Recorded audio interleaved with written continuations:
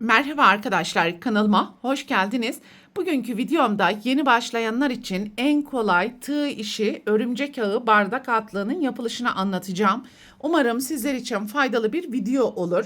Anlatımını yapacağım. Bardak altlığı deseninde sonbahar ya da Cadılar Bayramı renk kombinlerinin istediğiniz tonlarını uyarlayabilir ve istediğiniz büyüklüklerde örebilirsiniz. Bardak altlığının çapı yaklaşık 12 santimetre. Aynı deseni büyüterek servis altlığı olarak da örebilir ve takım halinde kullanabilirsiniz.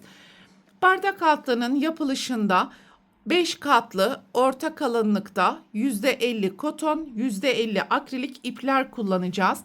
Tığ numarası olarak ise 2.20 milimetre ile bardak altlığını öreceğiz.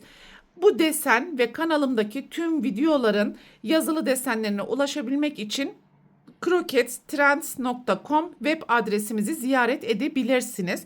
Desteğinizi göstermek adına kanalıma abone olarak videomu beğendiyseniz haydi vakit kaybetmeden bardak altlığının yapılışına başlayalım.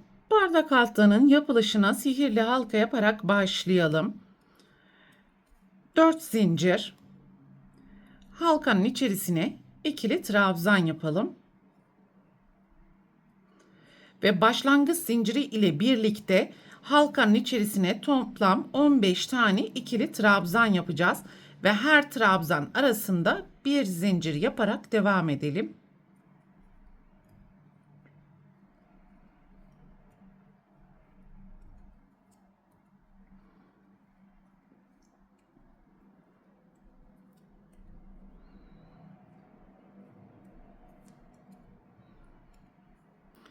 Başlangıç zinciri ile birlikte toplam 15 tane ikili trabzanı yaptıktan sonra sihirli halkanın ipini sıkıştıralım. Bir zincir ve 3. zincirin içerisine kayma dikişi yaparak sırayı tamamlayalım. 5 zincir, sonraki trabzanın tepesine üçlü trabzan yapalım.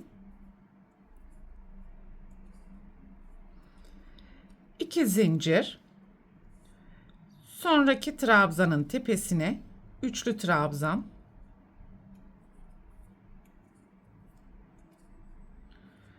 2 zincir, sonraki trabzanın tepesine üçlü trabzan ve sıra sonuna gelene kadar alttaki tüm trabzanların tepesine üçlü trabzan yapacağız.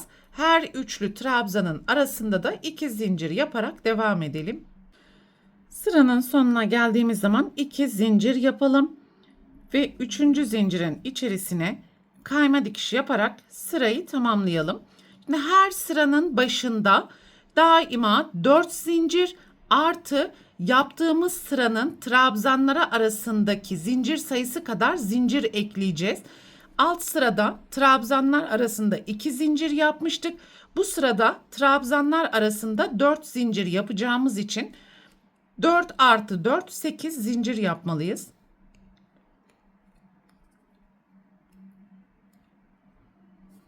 Sonraki trabzanın tepesine üçlü trabzan,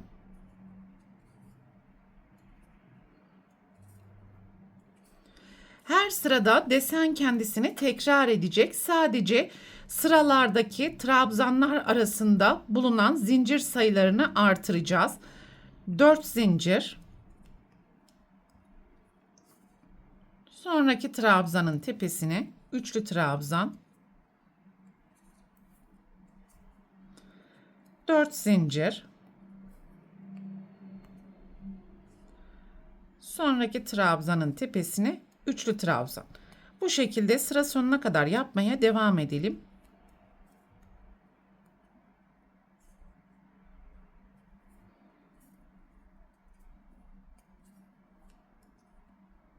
Sıranın sonuna geldiğimiz zaman 4 zincir yapalım ve 4. zincirin tepesine kayma dikişi yaparak sırayı tamamlayalım.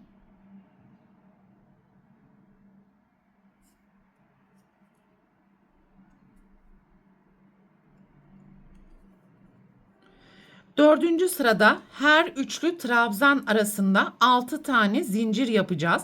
Öncelikle 4 tane zincir yapalım ve Trabzanlar arası 6 zincir yapacağımız için 6 tane daha zincir yapalım. Toplam 10 tane zincir yapmış olduk. Sonraki trabzanın tepesine üçlü trabzan, 6 zincir,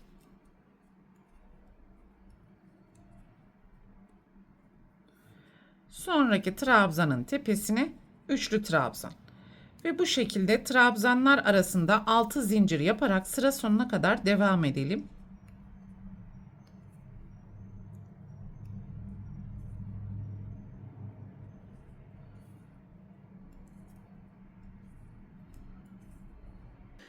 Sıranın sonuna geldiğimiz zaman 6 zincir yapalım. Dördüncü zincirin tepesine kayma dikiş yaparak sırayı tamamlayalım. 1, 2, 3, 4 sıra yaptık arkadaşlar. Birinci sırada tamamen ikili trabzan yaptık ve trabzanların arasında bir zincir yaptık. İkinci sırada trabzanlar arasında 2 zincir. Üçüncü sırada trabzanlar arasında 4 zincir. Dördüncü sırada ise trabzanlar arasında 6 zincir yaptık. Deseni büyütmek ve servis altlığı yapmak isterseniz İkinci sıradan sonra her sırada 2 zincir artırarak deseni yukarıya doğru kaldırmaya devam edebilirsiniz. Ve istediğiniz boyuta ulaştıktan sonra 5. sırada yapacağımız işlemleri yapabilirsiniz. 2 zincir ve zincir boşluğunun içerisine 6 tane yarım trabzan yapalım.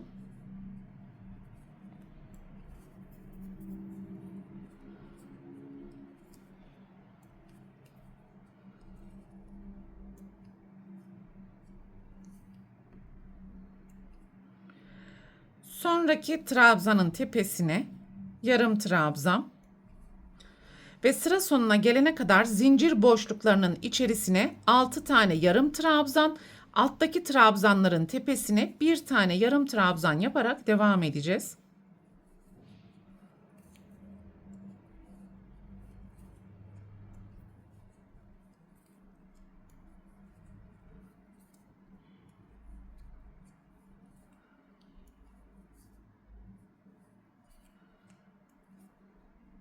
Sıranın sonuna geldiğimiz zaman ilk yapmış olduğumuz zincirin tepesine kayma dikişi yaparak sırayı tamamlayalım.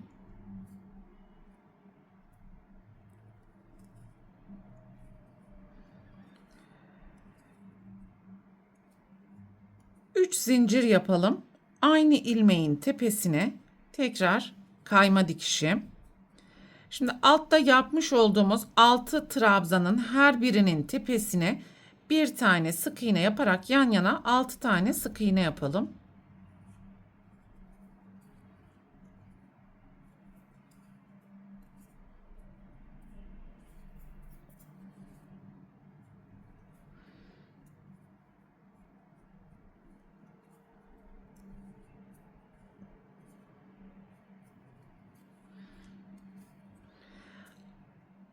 Altta yapmış olduğumuz trabzanın tepesine tekrar sık iğne. Burada 3 zincir yapalım. Yapmış olduğumuz sık iğnenin önde görünen 2 ilmeğinin içerisine kayma dikişi yapalım. Ortada bulunan 6 yarım trabzanın her birinin tepesine bir tane sık iğne yapalım.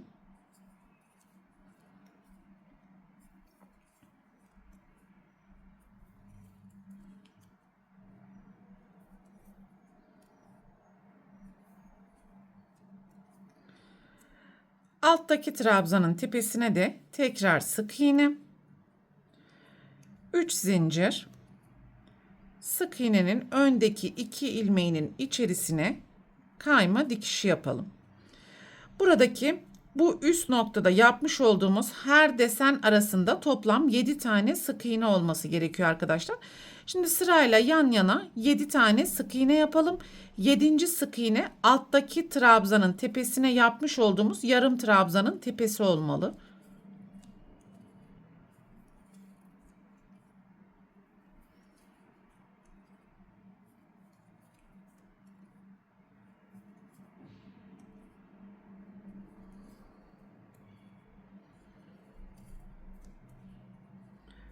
3 zincir, sık iğnenin ön 2 ilmeğine kayma dikişi. Ve bu şekilde sıra sonuna kadar yapmaya devam edelim. Sıranın sonuna geldiğimiz zaman son sık iğneyi yaptıktan sonra da ipi keselim ve ilk ilmek üzerinden gizli birleştirme yaparak bardak altlığının sırasını tamamlayalım.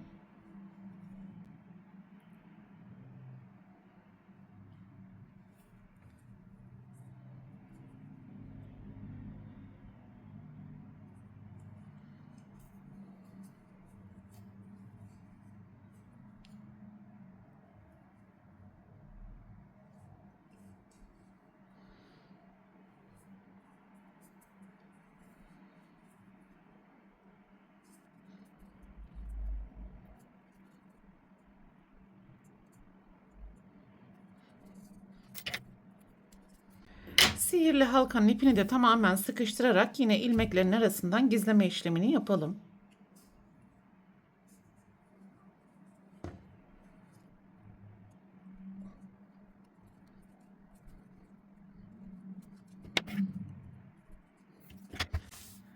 Evet.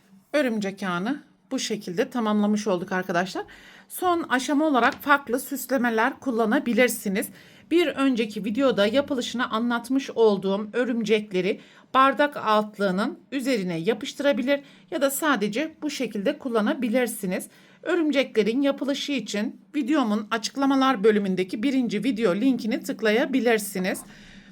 Bu videoda anlatacaklarım bunlardan ibaretti. Umarım sizler için faydalı bir video olmuştur. Sonraki eğitim videosunda görüşene dek lütfen kanalıma abone olarak videomu beğenmeyi ve sevdiklerinizle paylaşmayı unutmayın. Hoşça kalın.